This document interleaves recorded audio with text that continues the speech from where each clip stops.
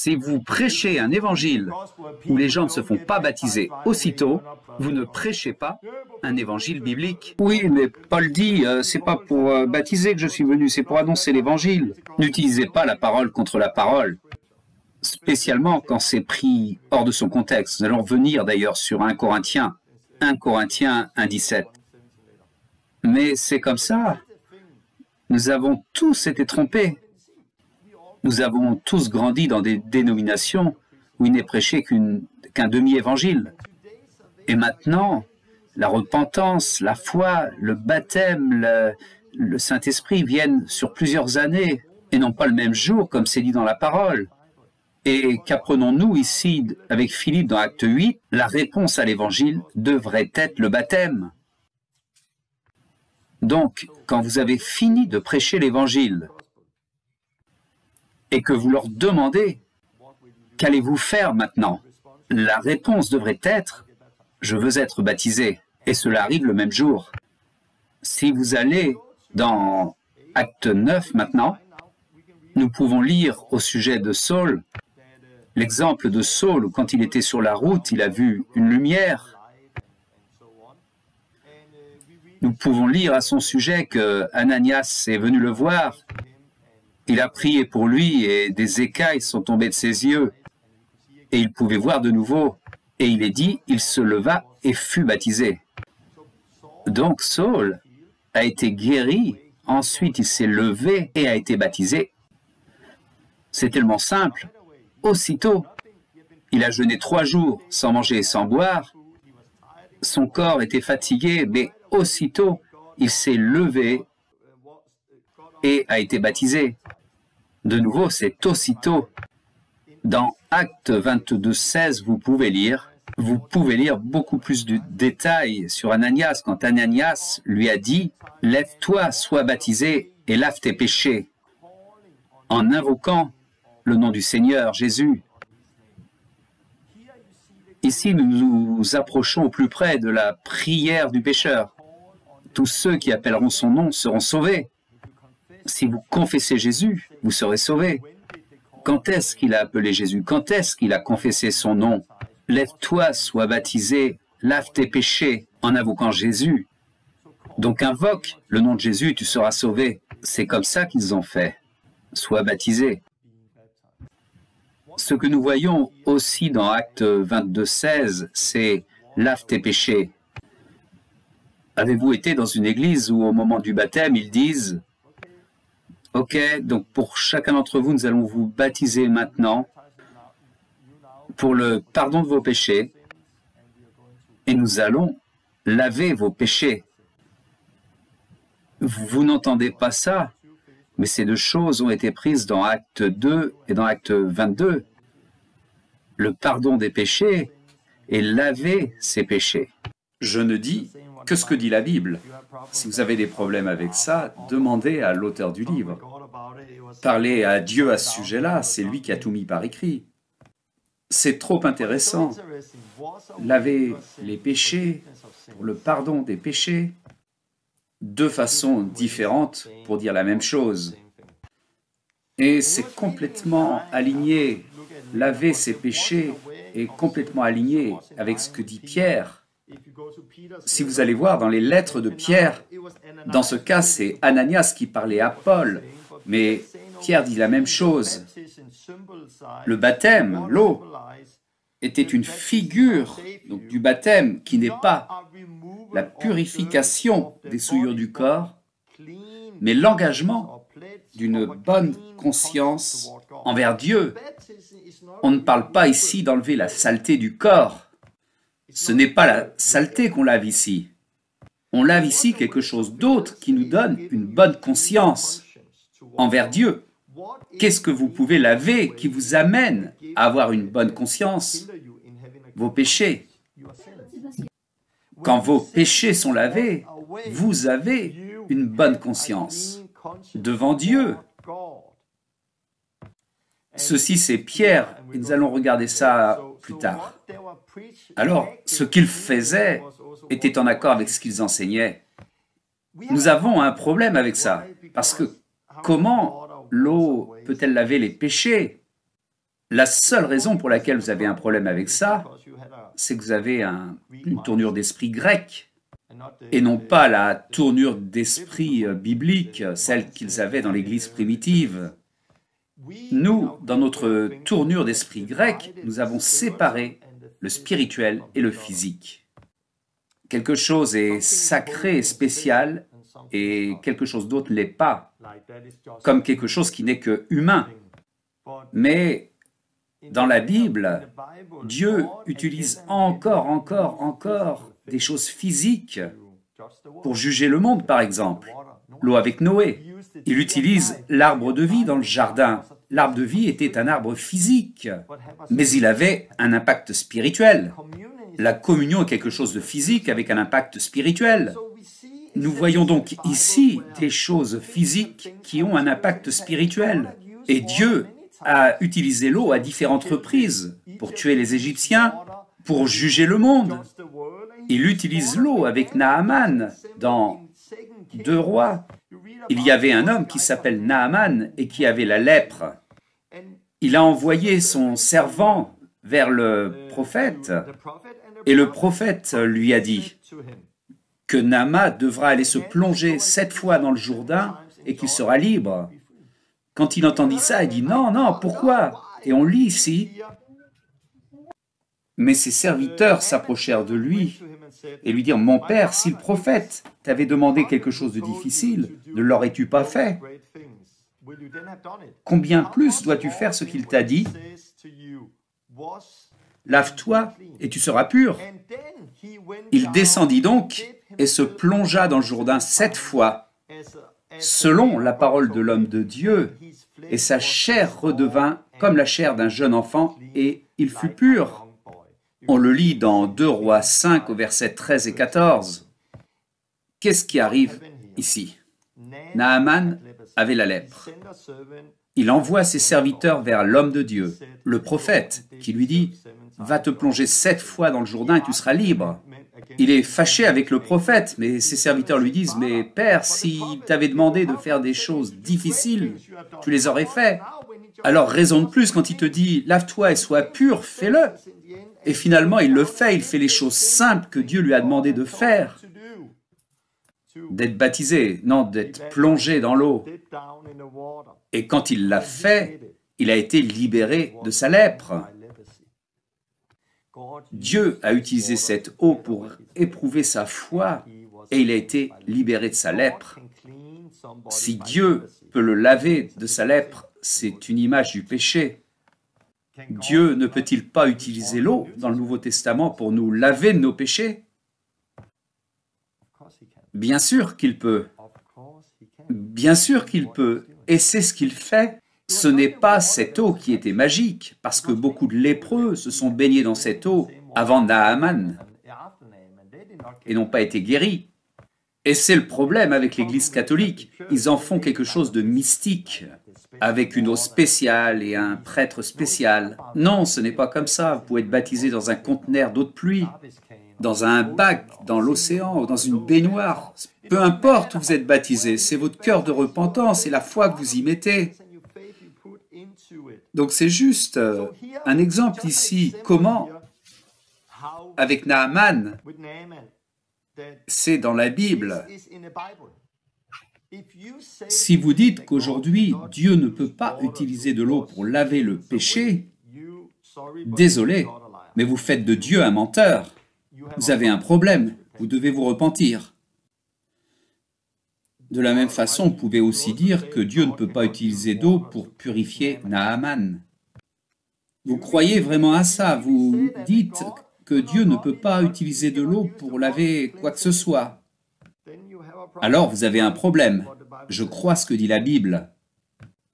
Parce que je n'ai pas une tournure d'esprit grec.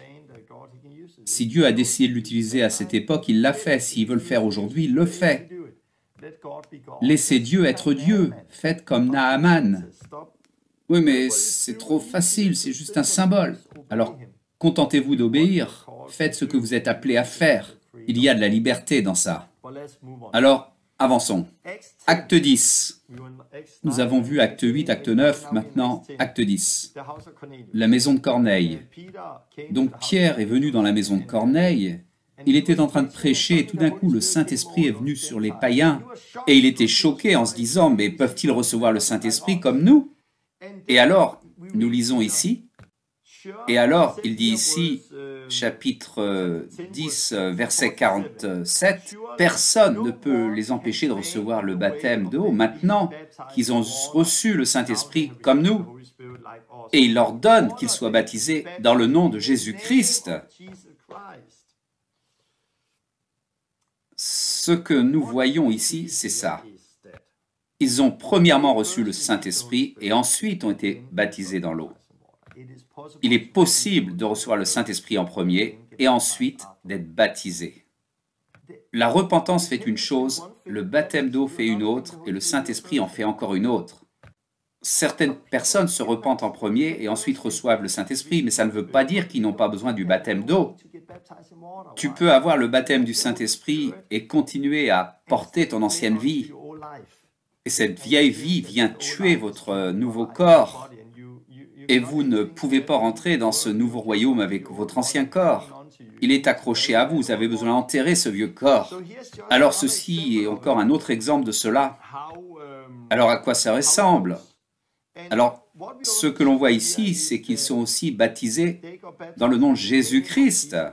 C'est toujours dans le nom de Jésus, dans le nom de Jésus, dans le nom de Jésus, dans le nom de Jésus. Ce n'est jamais dans le nom du Père, du Fils et du Saint-Esprit. Pourquoi? Jésus dit « Faites de toutes les nations des disciples en les baptisant au nom du Père, du Fils et du Saint-Esprit. » Mais il dit dans le nom, pas dans les noms. Quel est le nom? Ce nom est Jésus, le nom qui est au-dessus de tout nom. Nous ne chassons pas les démons en disant au nom du Père, du Fils et du Saint-Esprit, tu pars. Nous ne guérissons pas les malades au nom du Père, du Fils et du Saint-Esprit. Non, nous utilisons le nom de Jésus, le nom au-dessus de tout nom. Le baptême, nous mourons au péché, nous sommes ensevelis et nous ressuscitons de nouveau. C'est la croix, Jésus est mort, il a été enseveli et il est ressuscité. C'est le Fils qui est mort pour nous, le nom au-dessus de tout nom. C'est pourquoi nous nous repentons devant Dieu le Père, nous sommes baptisés en Jésus-Christ le Fils et nous recevons le Saint-Esprit. Alors je crois que beaucoup de gens n'ont pas compris Matthieu 28. Certaines personnes disent que c'est une mauvaise traduction et que cela a été réécrit, mais peu importe la façon dont vous lisez Matthieu 28, mais vous lisez à chaque fois dans la Bible que quand ils sont baptisés, c'est en Christ, dans le nom de Jésus-Christ, en Christ. Et ce qui se passe, c'est que ça prend du temps pour enlever les lunettes religieuses. J'ai été baptisé dans le nom du Père, du Fils et du Saint-Esprit. Je ne rebaptise pas les gens pour cette raison seule, parce que je crois que Dieu est plus grand que ce qui a été dit. Mais je crois aussi que si tu sais ce qui est juste et que tu ne le fais pas, tu es un pécheur. Mais c'est difficile par moment de changer. J'ai baptisé beaucoup de gens dans le nom du Père, du Fils, du Saint-Esprit, le nom du Père, du Fils, du Saint-Esprit. Et puis j'ai réalisé que j'avais tort. Et je me suis retrouvé en conflit avec moi-même. Et je me suis dit, ok, faisons-le correctement. Alors au début, j'ai fait au nom du Père, du Fils, du Saint-Esprit, Jésus. Dans le nom du Père, du Fils, du Saint-Esprit, Jésus. Dans le nom de Jésus, du Père, du Fils, du Saint-Esprit. Il m'a pris du temps pour changer à cause des traditions. Je déteste les traditions. Et spécialement quand ça détruit la vérité. Et puis je suis finalement venu à me dire, c'est ce que dit la Bible. Encore, encore, encore et encore, et c'est ce que nous devrions faire. J'ai étudié l'histoire de l'Église et c'est ce que dit l'Église primitive, dans le nom de Jésus. Donc qu'est-ce que j'ai fait? Maintenant je baptise en Christ. Je dis souvent, êtes-vous prêts à être baptisés en Christ? Et quand ils disent oui, je dis, meurs avec Christ, ressuscite avec Christ. J'ai souvent été critiqué parce que dans nos vidéos on entend, meurs avec Christ, ressuscite avec Christ. Donc ils ne pensent pas que je baptise en Christ, et je le fais pourtant, parce que cela n'apparaît pas toujours de façon claire. Nous leur demandons, êtes-vous prêts à être baptisés en Jésus-Christ? Donc je vous baptise en Christ. Et puis nous disons, meurs avec Christ, ressuscite avec Christ. Donc dans les vidéos, vous n'entendez souvent que meurs avec Christ, ressuscite avec Christ. Mais la chose biblique est, je vous baptise en Jésus-Christ. Ou dans le nom du Christ. Meurs avec Christ, ressuscite avec Christ. C'est ce que nous avons rajouté, c'est une belle image. Mais de nouveau, ici, on voit la maison de Corneille. Ils reçoivent le Saint-Esprit en premier, mais ensuite il dit, peut-on interdire le baptême à ceux qui ont reçu comme nous le Saint-Esprit?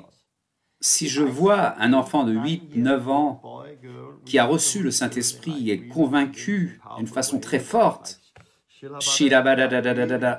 ils ont reçu le Saint-Esprit comme nous, est-ce que quelqu'un peut leur interdire le baptême?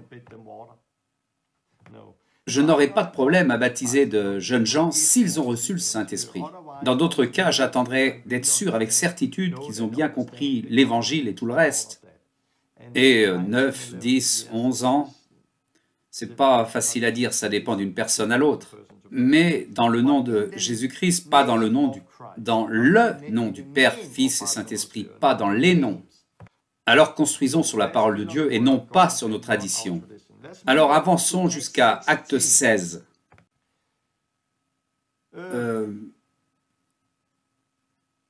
Et je voudrais dire aussi, quand on lit Acte 16, que chaque endroit dans la Bible que nous regardons ici, ils sont baptisés aussitôt, à chaque fois, toujours le même jour. Il y a des gens qui disent « Non, non, non, non, c'est pas partout dans la Bible. » Dans certains endroits, on ne le lit pas, par exemple, et puis ils trouvent des endroits. Il n'y en a pas beaucoup, mais en voici un. Acte 4, 4. Et beaucoup d'entre eux crurent, et le nombre de ceux qui crurent atteignit 5000.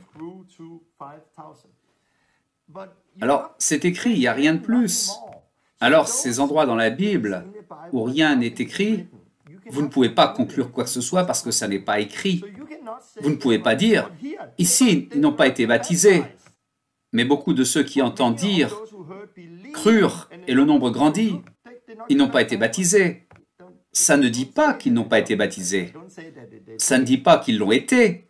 Ça ne dit pas non plus qu'ils se sont repentis. Ça dit juste qu'ils ont cru, donc ils n'ont pas besoin de se repentir.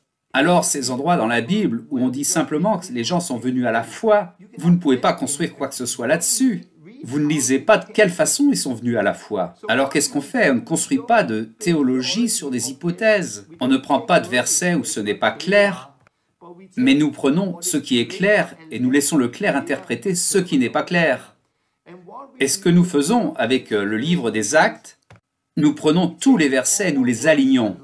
Si nous prenons Acte 2, Acte 8, Acte 10, Acte 16 par exemple, Acte 19, tous les endroits les plus clairs où c'est détaillé et que nous les alignons, des fois nous ne lisons pas la repentance, ou des fois nous ne lisons pas qu'il croit, certains endroits nous ne lisons pas le baptême, à d'autres nous ne lisons pas le Saint-Esprit, mais si vous les mettez tous ensemble, c'est clair, c'est tellement clair.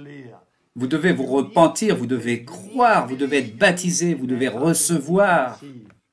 Acte 16, au sujet de Lydia, nous lisons ici que Paul et Silas sont venus, qu'ils ont parlé, et quand elle et les gens de sa maison furent baptisés, elle nous invita dans sa maison. Alors, ils étaient assis là, ils avaient une réunion de prière, ils étaient avec de nouveaux croyants qui n'avaient pas compris le Nouveau Testament au sujet de Christ et qui était Christ. Ils croyaient en Dieu sans avoir compris Christ. Ils sont venus et ont prêché l'Évangile.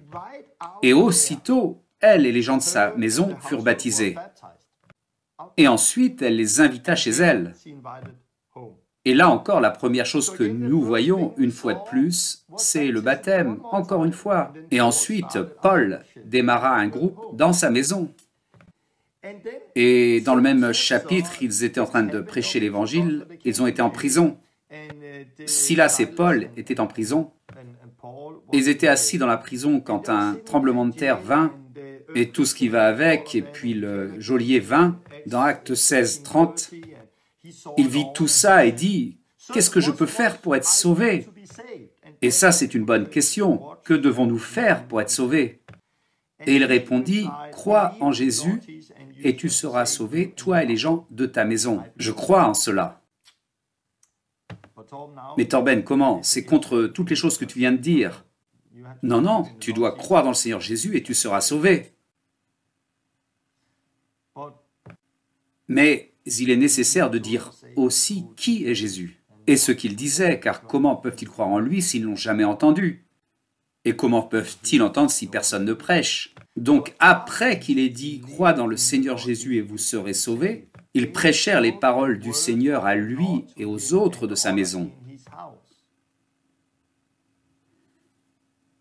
Et ils parlaient peut-être de ce que dit Jésus au sujet d'être né de nouveau. Peut-être parlait-il de ce que Jésus disait, « Celui qui croit et sera baptisé sera sauvé ». Nous ne savons pas ce qu'il lui disait, mais il lui parlait de la parole du Seigneur, ainsi qu'aux membres de sa famille. Et à cette heure de la nuit, le geôlier les prit, il lava leurs plaies, et lui et tous ceux de sa maison furent baptisés. Croyez dans le Seigneur Jésus, et toi et les membres de ta maison serez sauvés. Correct. Et nous avons ça sur des tableaux et des posters, et sur des t-shirts et des cartes et partout. Mais il est temps pour les gens d'entendre la parole de Jésus et de voir ce qu'il disait, et ce que signifie de croire dans le Seigneur Jésus, et ils pourront être sauvés. Et quand les gens prennent le temps et s'assoient et expliquent ce que signifie croire dans le Seigneur Jésus, pour être sauvés, la réponse systématique devrait être d'être baptisés. Et ici, ils sont baptisés au milieu de la nuit. C'est intéressant, Paul venait juste de commencer une église chez Lydia. Pourquoi n'a-t-il pas attendu pour les emmener dans la maison de Lydia? Ils ont été baptisés au milieu de la nuit. Pourquoi n'avoir pas attendu le lendemain matin? Parce que le baptême, c'est où vous êtes sauvés. C'est quand vous entrez en Christ. C'est votre confession publique de... Non, ce n'est pas la confession publique de notre foi. Ce n'est pas un signe extérieur de notre foi. C'est laver le péché, se dévêtir du vieil homme en Christ. Et le baptême est tout ce que la Bible dit qu'il est. Une fois encore, restons simples, lisez la Bible. Ne prenez pas ma parole comme ça. Lisez la Bible, prenez ce qui est dans la Bible. Quand ils étaient baptisés, nous voyons la même chose encore et encore. Nous pouvons sauter sur Acte 18. Crispus, le chef de la synagogue, et toute sa maison crurent au Seigneur, et beaucoup de Corinthiens qui entendirent Paul crurent et furent baptisés. Encore, nous voyons la même chose de nouveau. Alors, la vision globale, si tu écartes un peu le zoom, est très claire. Dans l'Église primitive, dans le livre des Actes, nous nous sommes tellement écartés de l'évangile qu'il prêchait. Alors vous qui pointez le doigt vers moi en disant que je prêche un autre évangile, commencez à lire la Bible par vous-même. Arrêtez de n'utiliser que Jean 3,16, Éphésiens 2,8, 1 Corinthiens 1,17 et tout le reste. Lisez ce qu'il faisait dans l'Église primitive. Ne compliquez pas. Un autre exemple, nous en avons quelques autres. Le dernier que nous prenons dans le livre des Actes. Paul est venu à Éphèse dans Acte 19, et là il a rencontré des disciples, des croyants qui n'étaient pas réellement nés de nouveau. Il y a beaucoup de croyants aujourd'hui qui ne sont pas nés de nouveau. Il leur demande s'ils ont reçu le Saint-Esprit quand ils ont cru. Leur réponse c'est « on n'a jamais entendu parler du Saint-Esprit ». Il leur demande quel baptême vous avez reçu, le baptême de Jean. Il leur explique, et en entendant cela, ils sont baptisés dans le nom du Seigneur. De nouveau, ce n'est pas dans le nom du Père, du Fils et du Saint-Esprit. Ils ont été baptisés dans le nom de Jésus, en Christ. Et quand Paul leur a imposé les mains, ils ont reçu le Saint-Esprit. Le Saint-Esprit est venu sur eux. Ils ont parlé en langue et prophétisé. On parlera du baptême du Saint-Esprit la prochaine vidéo. Et de nouveau, ce que nous voyons ici est très clair. En entendant cela, en entendant quoi? En entendant l'Évangile. Expliquer avec détail les choses qu'ils n'avaient pas comprises. Ils ont été baptisés dans l'eau et ensuite ont reçu le Saint-Esprit. Ici, on voit un rebaptême. Ils étaient déjà des disciples. Ils avaient eu le baptême de Jean. Beaucoup de gens à cette époque étaient baptisés par Jean, mais ils ont été baptisés plus tard en Christ. Ils avaient reçu le baptême de Jean, mais qui est un baptême de repentance. Mais ce n'était pas dans le nom de Jésus. Jésus n'était pas mort, enseveli, ressuscité. Ce n'était pas identifié à la croix à ce moment-là. Mais après la croix, ça a été identifié avec la croix. Et c'est devenu dans le nom de Jésus. C'est pourquoi nous voyons ici ces gens dans Acte 19 qui sont rebaptisés. Donc, ils croyaient, Mais ils n'avaient pas compris le plein évangile, comme beaucoup de gens dans l'Église aujourd'hui. Ce n'est pas juste avoir la foi. Jacques dit, « Tu crois qu'il y a un seul Dieu, tu fais bien, les démons le croient aussi, et ils tremblent.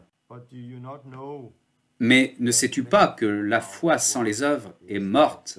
Ce n'est pas juste de croire, c'est comment vous croyez. » Voilà, c'était le livre des Actes. Nous sommes allés voir ce qu'ils faisaient dans l'Église primitive. Et comme je l'ai dit précédemment, c'est une longue vidéo, mais j'ai décidé de mettre ça en une vidéo. Et ensuite, les gens peuvent aller voir dedans et regarder. Et le regarder plusieurs fois, avoir un repos, recommencer, la suite plus tard. Mais c'était le livre des Actes, l'Église primitive. Qu'est-ce que l'on peut voir là? Pas de prière du pécheur. Ils invoquent tous le nom de Jésus. Ils se font tous baptiser en Christ. Leur réponse est le baptême en Christ.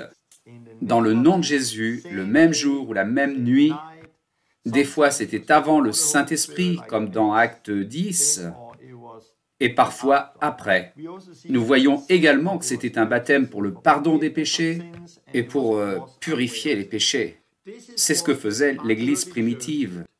Qu'est-ce que fait notre Église aujourd'hui? Nous ne disons jamais pour le pardon des péchés, nous ne disons jamais pour laver les péchés. Nous ne prêchons plus d'évangile où la réponse est le baptême. Nous ne baptisons plus les gens aussitôt parce que c'est une confession publique de notre foi. C'est notre façon d'être membre d'une Église. C'est un signe extérieur de notre foi. Vous avez à franchir plusieurs étapes dans l'Église. Et souvent, vous n'êtes pas baptisé en Christ aujourd'hui. Vous êtes plutôt baptisé dans l'Église. C'est à peu près comme l'Église catholique où ils sont baptisés dans l'Église au lieu d'être baptisés dans une personne. Beaucoup de traditions, beaucoup de traditions, beaucoup de traditions. Et cela m'amène à Matthieu 7, 13. Jésus dit aux pharisiens, des gens religieux, « Vous avez détruit la parole de Dieu par vos traditions que vous avez établies. »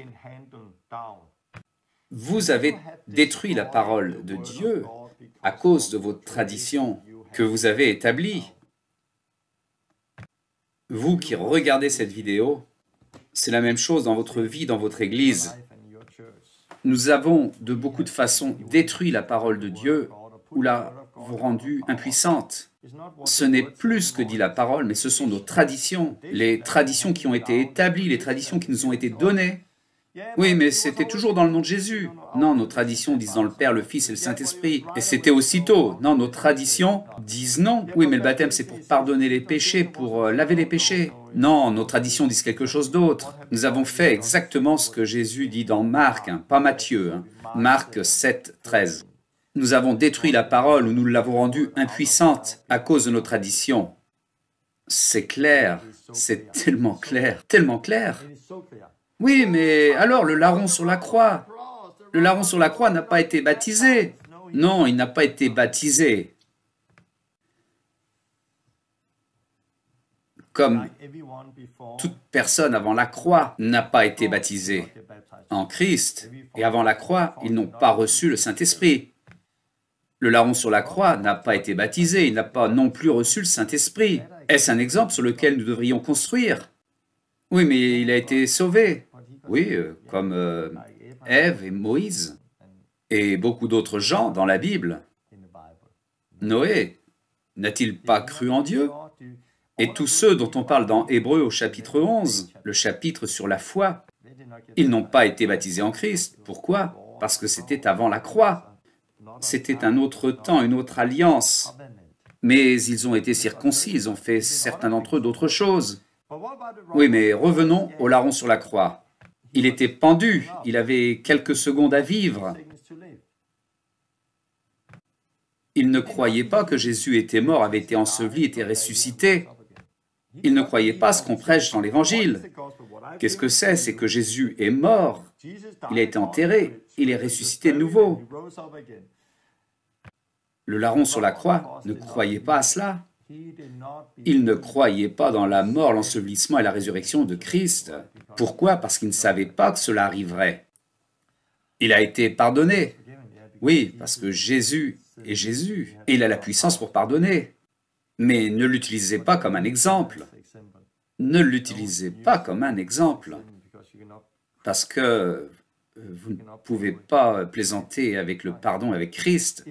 Si je vais voir une prison un jour, que je vois quelqu'un assis dans la prison et qu'il n'y a pas d'eau, ou quelqu'un qui est allongé sur son lit de mort,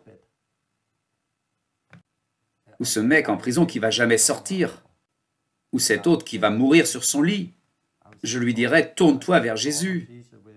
Il a tout en lui, et laisse Jésus faire ce qu'il doit faire. Il connaît les cœurs, et laissez Jésus être Jésus. Et ne construisez pas de théologie là-dessus, ce sont des exceptions. Ne construisez pas de théologie là-dessus. Nous sommes appelés à prêcher et à faire ce que Jésus nous appelle à prêcher et à faire. Et le gars dans la prison, qui n'a pas d'eau, s'il fait comme ça, dans le nom de Jésus, je suis baptisé, ce n'est pas une immersion, mais c'est la seule chose qu'il a. Alors est-ce que Dieu peut le faire? Il est Dieu, oui, il peut le faire. Mais est-ce qu'aujourd'hui, nous, on peut dire « je ne veux pas être baptisé, je veux juste faire comme ça » Non, vous êtes dans l'erreur. Vous êtes dans l'erreur avec Dieu. Et vous devez vous repentir parce que vous n'êtes pas juste devant Dieu. C'est une affaire de cœur. Je crois que si le larron n'était pas mort et qu'il était descendu de cette croix et qu'il avait compris le plein évangile, je pense qu'il se serait repenti, aurait été baptisé, aurait reçu le Saint-Esprit. Il aurait fait ce qu'il devait faire et aurait suivi Christ, car il aurait eu la volonté de donner tout à Christ. Et c'est ce qui ressort aujourd'hui. Ce n'est pas ce qui sauve, c'est qui sauve, et c'est Jésus. Ils vont regarder beaucoup et leur dire « Mais qu'avez-vous fait? Vous m'appelez Seigneur, Seigneur, mais vous ne faites pas les simples choses que je vous ai commandées. » Mais de nouveau, si vous avez 5 secondes à vivre, vous vous tournez vers Christ et pleurez devant lui. Bien sûr qu'il peut vous sauver. Mais si vous ne vous débarrassez pas de cette ancienne vie et que vous avez des années à vivre, et vous continuez à marcher avec Dieu, sans vous dévêtir de cette ancienne vie, cette nouvelle vie qui commence en vous, il y a beaucoup de chances qu'elle meure, parce que cette ancienne vie va revenir après vous et vous tuer. Et c'est ce que nous voyons. Donc le gars qui est allongé sur son lit de mort, il n'a pas besoin d'enterrer son ancienne vie. De la même façon, pour être libre et continuer en Christ, je crois qu'il y a une possibilité pour qu'il se tourne vers Christ. Mais nous ne prêchons pas aux gens sur leur lit de mort. Nous ne prêchons pas aux gens qui sont pendus sur la croix dans l'Ancien Testament. Nous prêchons aux gens aujourd'hui. Et nous avons besoin de prêcher le plein évangile et de comprendre l'évangile dans le contexte. Et alors, qu'en est-il du larron sur la croix? Ça revient toujours. Alors maintenant, prenons l'autre, 1 Corinthiens 1,17. Paul, ce n'est pas pour baptiser que Christ m'a envoyé, c'est pour annoncer l'évangile. Alléluia! Regarde, Torben, Christ ne m'a pas envoyé pour baptiser, mais pour annoncer l'évangile. Jean 3,16, 1 Corinthiens 2,8, Romains 19 et 1 Corinthiens 1,17. Ils ont trompé beaucoup de monde parce qu'ils ne les comprennent pas. Oui, Torben, Paul dit, mais Christ ne m'a pas envoyé pour baptiser, mais pour prêcher l'évangile. Donc, le baptême ne fait pas partie de l'évangile. Comment peut-on lire comme ça? Comment peut-on comprendre ça dans ce texte? Spécialement si vous lisez dans son contexte. Le contexte, c'est qu'il y a des divisions parmi vous. 1 Corinthiens 1,10. Il y a des divisions. Un dit, j'appartiens à Paul, j'appartiens à Apollos et moi à Céphas, j'appartiens à Christ. Disons-le comme ça, en qui êtes-vous baptisé? Ou qui vous a baptisé? Christ. J'ai été baptisé par Christ. Ah, j'ai été baptisé par Paul, moi par Céphas. C'était une division qui était en train de se produire. Il dit, est-ce que Christ est divisé? Paul a-t-il été crucifié pour vous? Est-ce que Paul a été crucifié pour vous? Non. Je rends grâce à Dieu. Et ensuite, il parle du baptême. De ce que je n'ai baptisé aucun de vous. Oh, peut-être un tel et un tel. Il y en a beaucoup plus dans cette liste, mais qui ne sont pas ici. On parle du geôlier, on parle de Lydia et de sa maison. Il y a beaucoup plus de gens dans la liste. Paul a baptisé beaucoup de gens. Mais dans ce contexte, il a dit, Mais le Christ ne m'a pas envoyé pour baptiser, mais pour prêcher l'Évangile. Il leur a dit à eux, dans ce contexte, quand le geôlier a-t-il baptisé le geôlier? Oui, il l'a fait. Et Lydia? Oui, il l'a fait également avec sa maison. Et qu'en est-il de beaucoup d'autres gens? Oui, il l'a fait. Mais dans ce contexte, il dit ceci parce qu'ils sont divisés. Il y a une confrontation pour savoir qui a eu le meilleur baptême.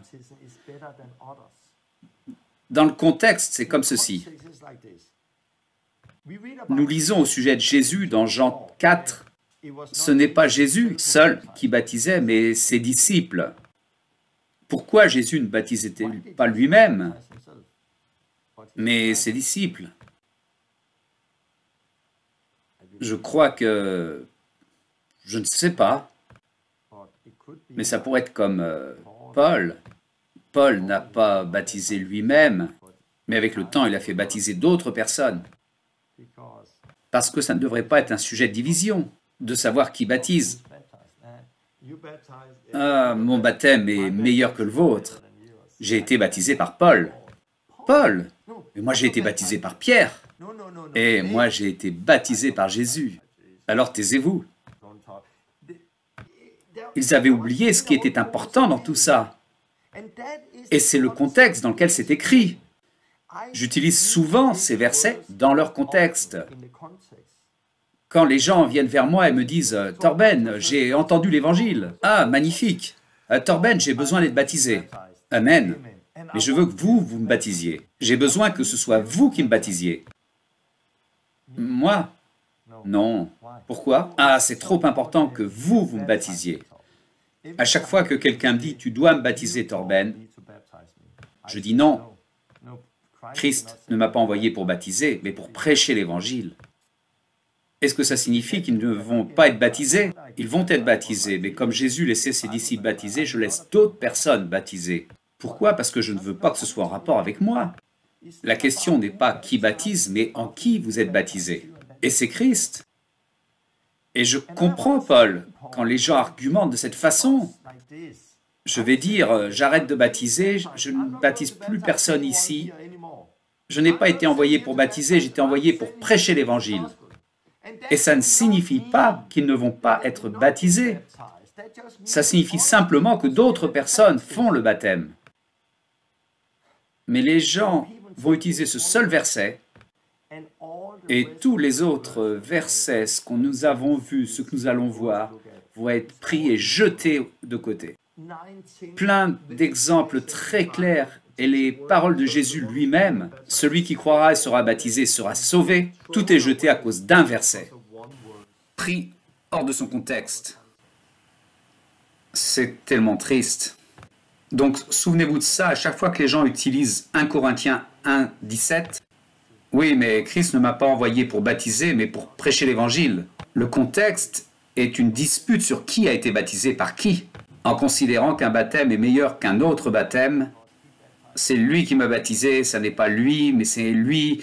Lisez dans le contexte. Jésus non plus ne baptisait pas, il laissait ses disciples faire. Quand Paul a mûri, peut-être a-t-il baptisé moins et a laissé les autres baptiser comme je fais moi-même. Dans les séminaires Kickstart, je laisse les gens baptiser plus que moi. Et généralement, je ne baptise pas seul. Pourquoi? Parce que je ne veux pas que les gens aillent dire « mais c'est Torben qui m'a baptisé ». Donc j'espère que vous comprenez. Oh, tradition, tradition, tradition. Mais c'est juste fou, c'est juste fou. Ce que nous avons aussi besoin de comprendre, dans 1 Corinthiens, souvenez-vous de 1 Corinthiens où Paul écrit ça, il écrit à l'église, ils étaient déjà tous baptisés. Chaque personne à qui il écrivait était déjà baptisée, souvenez-vous de ça. La réponse qu'il donnait était « voici de l'eau, puis-je être baptisé ?» Donc chacun d'eux était déjà baptisé. Il n'écrivait jamais une lettre à une église non baptisée. Alors c'est juste comme... Donc à chaque fois qu'il parle du baptême, de la loi, à chaque fois qu'il parle de la loi et des œuvres et tout ça, souvenez-vous qu'ils étaient déjà tous baptisés. Ce n'est qu'aujourd'hui qu'il y a des gens qui viennent avec beaucoup de traditions. Bon, le temps avance, regardons les épîtres maintenant. Et nous allons avancer. Les épîtres, Romains 6. Alors nous avons regardé ce qu'il faisait dans le livre des Actes. Maintenant, nous allons regarder les lettres, ce qu'il faisait là. Romains 6, que devrions-nous dire? Devons-nous continuer à pécher afin que la grâce abonde? Loin de là, nous qui sommes morts au péché, comment vivrions-nous encore dans le péché? Ne savez-vous pas? Et puis, ne savez-vous pas que nous tous qui avons été baptisés en Christ, c'est en sa mort que nous avons été baptisés. Ici, de nouveau, nous voyons le baptême en Christ. De la même façon, les épîtres n'utilisent pas au nom du Père, du Fils et du Saint-Esprit.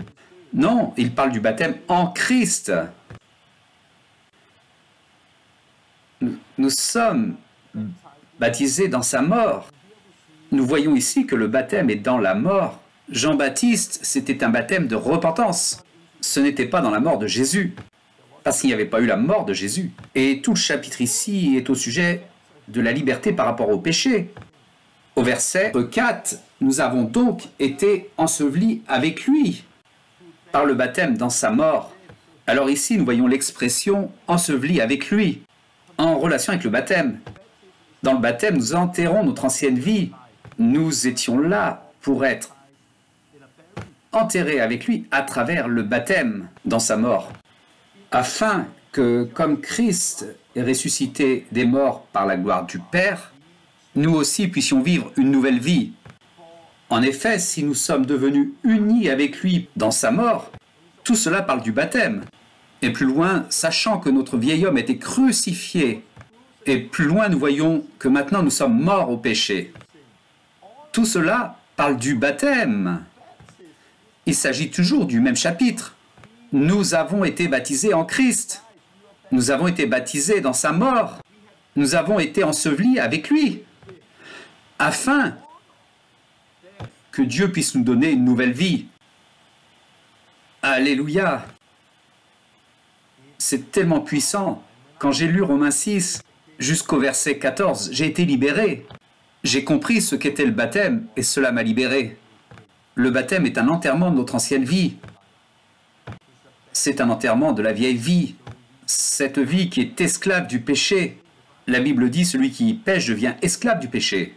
J'étais un esclave du péché, je me suis repenti, j'ai eu un nouveau cœur, alléluia. Je voulais faire ce qui est juste. Pourquoi? Parce que j'avais un nouveau cœur avec la loi écrite sur mon cœur. Mais j'avais besoin d'enterrer cette ancienne vie qui était esclave du péché. J'essayais de faire ce qui est juste, mais je ne pouvais pas. Et plus je me battais, plus je perdais. Et j'ai essayé au début, il y a eu quelques années où ça allait, puis mon ancienne vie a commencé à reprendre le dessus, elle a commencé à me ramener dans le péché. Il fallait que je me batte avec le péché. Je ne me sentais pas libre.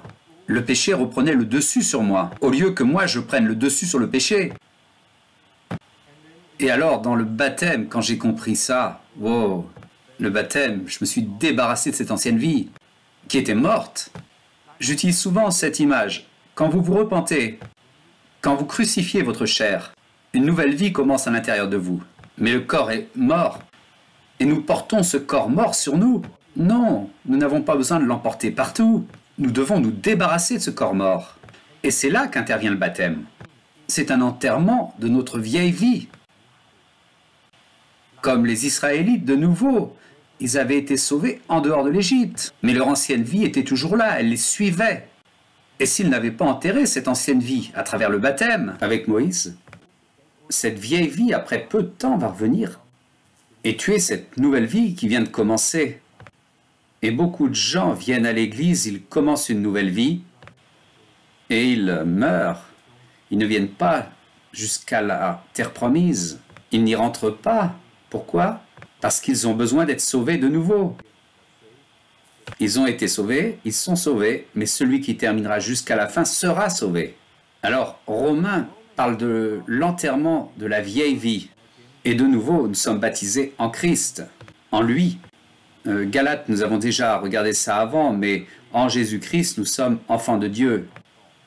Par la foi, car tous ceux qui ont été baptisés en Christ ont revêtu Christ. Nous avons revêtu Christ est une des traductions. Donc dans le baptême en Christ, nous revêtons Christ. Dans le baptême, nous enterrons notre ancienne vie. Et dans Galates, c'est intéressant parce que quelques versets avant, nous lisons cela. Dans le baptême, nous sommes tous enfants de Dieu par la foi. La foi. Pour nous tous qui avons été baptisés en Christ, avons revêtu Christ. Quelques versets avant, nous lisons ceci.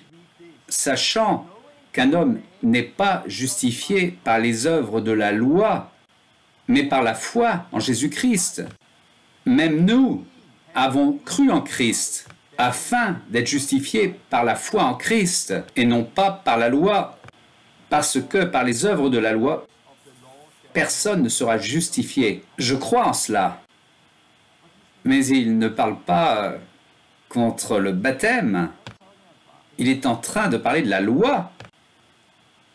Parce que quand étions-nous en Christ? Quand nous avons été baptisés en Christ. Il dit ça quelques versets plus bas. Quand nous revêtons Christ. Et c'est fou aujourd'hui, parce que les gens peuvent lire Galates 2,16, sachant qu'un homme ne peut pas être justifié par les œuvres de la loi, mais simplement par la foi en Christ. Regarde ça, tu ne devrais pas être baptisé. Vous ne devriez pas être baptisé, ce sont des œuvres. Quelques versets plus bas, la même lettre dit « Nous sommes enfants de Dieu par la foi, nous tous qui avons été baptisés en Christ. » Pourquoi? Parce que dans le baptême en Christ, nous sommes revêtus de Christ. Et nous sommes nous-mêmes en Christ. Cela montre juste comment nous vivons dans une sorte de fausse chrétienté. Lisez la lettre entière à chaque fois. Lisez la lettre en entier. La plupart des gens disent que je prêche un autre évangile. Qui prêche un autre évangile? Je suis celui qui prêche un autre évangile. Quand est-on crucifié avec Christ?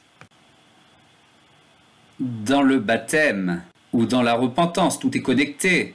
Jésus est mort, a été enseveli et ressuscité de nouveau. Nous avons besoin de mourir à nos péchés. Avec la repentance, nous avons un nouveau cœur. Nous enterrons notre ancienne vie dans l'eau et nous ressuscitons par la puissance du Saint-Esprit. Nous devrions recevoir le Saint-Esprit. C'est cela la croix, c'est cela la croix que nous devons prêcher. Mais beaucoup de gens ne prêchent pas la croix en entier. Ils prêchent la repentance et croire, et pas de baptême et ne rien recevoir. C'est tellement triste. Et s'ils ne passent pas par là, désolé. Non, pas désolé, ils ne rentreront pas dans le royaume de Dieu.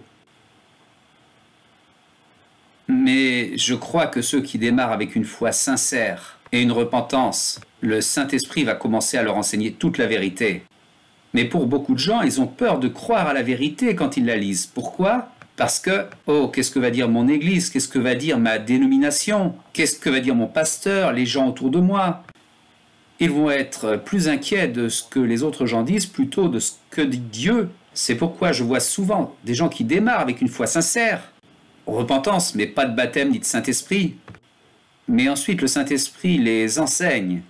Ils ont été sauvés de ce monde, mais il veut les sauver de leur ancienne vie. Et il veut les voir entrer dans une nouvelle vie, dans la terre promise, le royaume de Dieu. Et le Saint-Esprit les pousse. Et la plupart des gens lisent la Bible, et le Saint-Esprit commence à les convaincre. Il les convainc de la vérité. Mais les gens ont peur de croire dans la vérité. Pourquoi? Parce que les dénominations disent quelque chose d'autre. Alors ma question est, qui est le Seigneur de leur vie? Les dénominations religieuses ou Christ? Et c'est pourquoi beaucoup vont dire un jour, Seigneur, Seigneur. Et il dira, je ne vous ai jamais connu, vous qui commettez l'adultère, ou alors vous qui commettez l'iniquité. Ce ne sont pas ceux qui confessent Jésus comme leur Seigneur, mais ceux qui font la volonté de mon Père. Ne vous laissez pas tromper, ne croyez pas les dénominations religieuses et les traditions. Écoutez ce que la parole dit et le plein d'évangile. Ne soyez pas des aveugles qui guident des aveugles et ne vous laissez pas guider par des aveugles. Ah, c'est tellement clair. Et la tromperie est trop grande. On le voit tout le temps avec le baptême. Mais avançons un peu. Tite 3. Ça parle de... Mais lorsque la bonté de Dieu, notre Sauveur, et son amour pour les hommes ont été manifestés, il nous a sauvés, non à cause des œuvres de justice que nous aurions faites, mais selon sa miséricorde. Il nous sauve par le bain de la régénération et le renouvellement du Saint-Esprit. Il y a beaucoup de gens qui vont dire, mais ça n'a rien à voir avec l'eau ici. Le bain de la régénération, ce n'est pas l'eau, c'est la parole ou quelque chose d'autre. Parce qu'ailleurs, ça parle de la parole. L'eau, c'est l'eau, et laver, c'est laver. Vous ne lavez pas les gens dans ce contexte ici par la parole. Vous lavez par l'eau et le Saint-Esprit. Et les gens, si vous allez dans la concordance Strong, c'est le bain, ça vient du mot bain. Et c'est une image du baptême. C'est comme ça dans la concordance Strong. C'est un bain par la renaissance et le renouvellement du Saint-Esprit. La seule raison pour laquelle les gens ne peuvent pas voir le baptême d'eau et le baptême du Saint-Esprit, c'est à cause des très grosses lunettes religieuses qu'ils portent, à cause de séminaires de pharisiens qui ne comprennent pas Dieu. Il nous a sauvés par le lavage par l'eau et le Saint-Esprit. Le baptême par l'eau est une renaissance. C'est un baptême qui vous sauve de vos péchés. Et ensuite, il y a un renouvellement qui vient avec le Saint-Esprit. C'est tellement clair. Mais encore une fois, tradition, tradition, tradition. Mais ce sont les fondations. Hébreux 6 nous les rappelle. Renoncement aux œuvres mortes, foi en Dieu, doctrine des baptêmes, la repentance, la foi, les baptêmes et le Saint-Esprit. C'est ce qu'on lit dans Hébreux 6. Nous voulons avancer. Je sais que c'est une très longue vidéo de 2 heures, mais de nouveau, vous pouvez faire une pause et revenir ensuite. Mais j'espère que vous regarderez l'ensemble. Jésus nous a sauvés, non à cause des œuvres de justice que nous aurions faites, mais il nous a sauvés à travers quoi? À travers le bain de la régénération, le baptême d'eau et le renouvellement du Saint-Esprit. C'est tellement clair. Il nous a sauvés de quoi? De nos péchés. Alors, progressons. Alors, Colossiens, un des derniers versets. Colossiens, tellement puissant. Colossiens 2, verset 11. En Christ, vous avez été circoncis d'une circoncision qui n'a pas été faite par la main de l'homme, qui consiste dans le dépouillement du corps, de la chair. Quand vous avez été circoncis par Christ, ayant été enseveli avec lui dans le baptême, en qui vous êtes également ressuscité par votre foi en la puissance de Dieu qui l'a ressuscité des morts. C'est puissant, puissant, c'est un puissant verset. Laissez-moi expliquer. En lui, en Christ, nous avons été circoncis, mais pas par la main de l'homme, comme dans l'Ancien Testament. Ils étaient circoncis sur le prépuce. Ils coupaient le prépuce. Dans ces temps-là, ils circoncisaient le prépuce par main d'homme. Maintenant, ce n'est pas le prépuce qui a besoin d'être coupé. Maintenant, c'est l'ancienne vie qui est sous le péché, qui est sale à cause du péché, qui a besoin d'être coupée par la circoncision qui est faite par Christ. Quand est-ce que cela est fait par Christ? Quand nous sommes ensevelis avec lui dans le baptême. Dans le baptême, quand nous nous dépouillons de cette vieille vie, quand nous ensevelissons cette vieille vie, ceci est notre circoncision. Alléluia! Le baptême est une circoncision. Non, nous ne devons pas être circoncis par la chair. Nous devons être circoncis par le baptême. Donc, ne retournez pas sous la loi, ne vous faites pas circoncire. Je suis d'accord, nous sommes dans un Nouveau Testament où nous devons être baptisés. Et là intervient une circoncision, pas simplement du prépuce, mais de l'ensemble. Ce que vous devez comprendre, c'est que l'Ancien Testament donnait à Abraham la foi, il y avait un signe et c'était la circoncision. Même si c'était un signe, c'était quelque chose de très sérieux. Ce n'était pas juste un symbole. Un signe n'est pas juste un symbole. Vous pouvez lire que dans la loi, les gens qui n'étaient pas circoncis devaient être tués. Ils devaient être détruits. Ils n'appartenaient pas au peuple s'ils ne se faisaient pas circoncire. C'était à travers la foi, mais la circoncision était le signe qu'ils avaient besoin de remplir. Sans ça, par le temps, ils devaient être coupés du reste. Ils étaient circoncis aussitôt. C'était tellement sérieux que Dieu a même essayé de tuer Moïse. Ou son fils, le texte n'est pas clair. Mais dans Exode 4, nous lisons plus tard que Moïse, pendant le voyage, en un lieu où Moïse passa la nuit, l'Éternel l'attaqua et voulut le faire mourir. Dans le contexte, ça peut être Moïse, mais ça peut être aussi son fils. Mais alors sa femme prit une pierre et coupa le prépuce de son fils et le jeta aux pieds de Moïse. Et elle dit ce qu'elle dit, et Dieu les laissa tranquilles. Pourquoi? Parce que Dieu était très sérieux dans ce qu'il avait dit, qu'ils devaient tous se faire couper le prépuce. Dieu est très sérieux dans ce qu'il dit. Nous n'avons pas à couper notre prépuce aujourd'hui. Nous devons couper notre corps entier. Le baptême, c'est notre circoncision, faite par Christ. Des mots très forts. Comment pouvez-vous conclure que le baptême est juste un symbole extérieur de notre foi, que le baptême est juste pour devenir membre d'une église, que c'est une confession publique, un symbole? Comment pouvez-vous prendre vraiment le temps de lire la Bible au sujet du baptême, ces versets ici, et conclure ça? Parce que la plupart des gens ne prennent pas le temps de lire la parole. Ils écoutent simplement ce que disent les dénominations religieuses. De nouveau, être enseveli avec lui, le baptême est véritablement une part du salut. Le sang de Jésus nous sauve de l'Égypte. Le baptême est se dépouiller de cette ancienne vie. Nous avons besoin de ça et nous avons besoin du Saint-Esprit pour être une fois sauvé, toujours sauvé. Je vais vous parler d'une fois sauvé, toujours sauvé. Nous avons été sauvés, nous sommes sauvés, et celui qui... Nous avons besoin d'entrer dans la terre promise. Et nous n'y sommes pas déjà. Nous avons besoin d'entrer dans le royaume de Dieu. Et nous n'y sommes pas déjà. Jésus nous dit de continuer pour entrer dans le royaume de Dieu. Il dit, repentez-vous, repentez-vous, repentez-vous et croyez. Et il enseignait que vous qui voulez rentrer dans le royaume de Dieu, a besoin d'être né d'eau et d'esprit. Il a enseigné cela. Il ne pouvait pas le faire. Pourquoi? Parce qu'il ne pouvait pas baptiser des gens en Christ. Meurt avec Christ, ressuscite avec Christ. Comme aujourd'hui, il ne pouvait pas donner aux gens le Saint-Esprit pendant qu'il marchait encore sur la terre. Pourquoi? Parce que c'était toujours l'ancienne alliance. Mais après la croix, après qu'il soit allé au ciel, après qu'il nous ait envoyé son Saint-Esprit, la repentance telle qu'il la prêchait, le baptême d'eau et de Saint-Esprit, sont venus ensemble à la Pentecôte pour la première fois quand Pierre a dit « Repentez-vous, soyez baptisés, recevez le Saint-Esprit ». Et c'est ce que nous voyons tout au long du livre des Actes. Mais Colossiens 2, 11 est un beau passage. J'en ai un de plus. J'espère que ça va aller. Un de plus ici. 1 Pierre 3. 1 Pierre 3 parle de comment Christ a souffert pour nos péchés.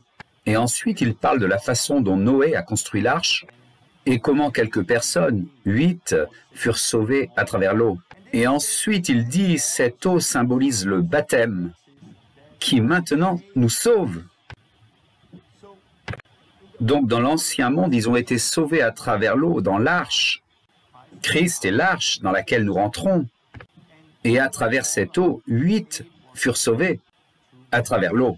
Et ceci est une image, cela symbolise le baptême qui maintenant nous sauve. Et ensuite, il dit de façon très claire ce qu'est le baptême. Ce n'est pas une purification des souillures du corps. Ce n'est pas juste se laver pour être propre. Mais c'est l'engagement d'une bonne conscience envers Dieu. Il vous sauve par la résurrection de Jésus-Christ. C'est une conscience pure que vous obtenez. Quand les gens font quelque chose de mal, il y a une réaction naturelle qui fait qu'ils ont envie de prendre une douche pour se laver. Quand on a du sang sur les mains, qu'on a fait quelque chose de terrible, quelqu'un qui a été agressé, en général, ils prennent une douche. Pourquoi? Parce qu'ils se sentent sales. C'est juste une réaction naturelle. Quand tu te sens sale, tu as envie de prendre une douche. Mais la douche ne peut pas le faire. Le baptême peut le faire. Il peut vous donner une conscience pure. Et c'est tellement, tellement, tellement magnifique. Tellement magnifique. Et j'ai envie de dire, Quand nous prêchons le baptême tel qu'est vraiment le baptême, nous voyons beaucoup de gens qui sont baptisés depuis longtemps, qui en baptisent d'autres, et on voit les nouveaux convertis qui sortent et qui disent « C'est tellement puissant, je me sens tellement propre, tout est parti, c'est une nouvelle vie, je me sens propre et ma conscience est propre. » J'ai vu des anciens chrétiens rester et les regarder, et puis me dire ça me donne envie d'être baptisé de nouveau quand je vois ça. Parce qu'après leur baptême, ils sont tombés, ont fait des mauvaises choses. Mais vous ne devez pas être baptisé encore. Il doit y avoir un baptême. Mais Dieu nous a donné plus que le baptême, il nous a donné la communion. Et ce que fait le baptême, la communion le fait aussi. La communion n'est pas simplement un symbole. Nous pouvons l'expliquer de la même façon pour la communion que nous le faisons pour le baptême. À chaque fois que vous vous réunissez, faites-le. Mangez sa chair, buvez son sang. De nouveau, pas de la façon catholique, mais d'une autre façon. C'est la même chose que le baptême. Nous allons d'une tromperie vers une autre tromperie. Je ne crois pas dans la communion catholique, mais je ne crois pas non plus dans la communion protestante. Nous sommes allés d'une tromperie vers une autre. Je ne vais pas aller plus profond là-dedans aujourd'hui. J'ai déjà fait une vidéo, j'ai mis un lien avec le texte. La Pioneer School en ligne, leçon 28. Sur la Pioneer School en ligne, j'ai une leçon sur la communion. Et je parle de ça, regardez là-bas.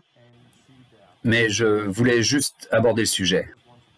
Bon, je sais que c'est une longue vidéo. C'était une vidéo que je voulais partager.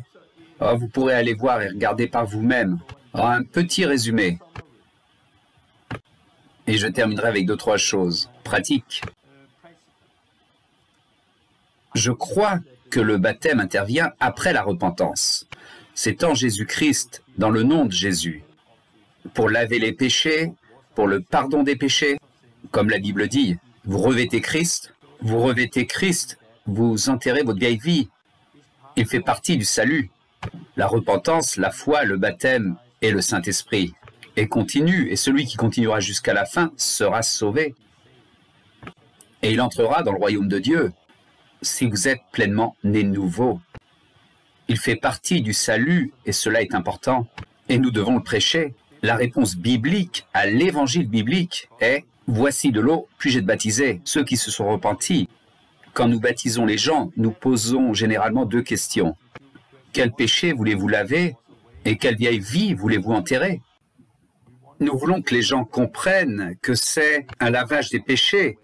Et il y a une puissance dans la confession des péchés, en implorant le nom de Jésus, en étant baptisé. Et que veux-tu enterrer? Et nous prenons aussi, quand les gens sortent de l'eau, le temps de commander à toutes choses et aux démons de partir. Et certaines personnes expérimentent la délivrance avant le baptême, d'autres pendant et d'autres après. Le baptême n'est pas un outil de délivrance. Nous nous faisons baptiser parce que nous voulons faire laver nos péchés. Mais si vous prenez le temps de prier sur les gens dans le baptême, dans l'eau, vous verrez que beaucoup de gens expérimentent une délivrance à ce moment-là, comme vous le voyez dans nos vidéos.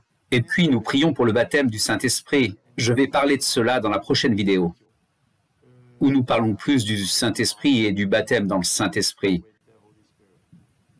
Beaucoup de gens aujourd'hui ont besoin d'être baptisés de nouveau.